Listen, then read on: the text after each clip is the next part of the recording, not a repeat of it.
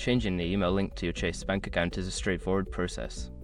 Follow these steps to update your email quickly and easily. Step 1. Log into your account.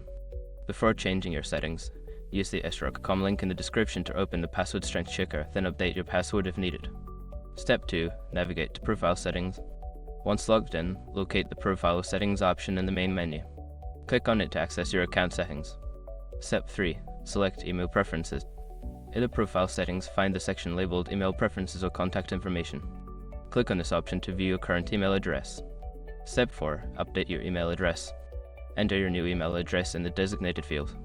Make sure to double-check for any typos to ensure accuracy. Step 5. Save changes and confirm. After entering your new email, click the Save or Update button.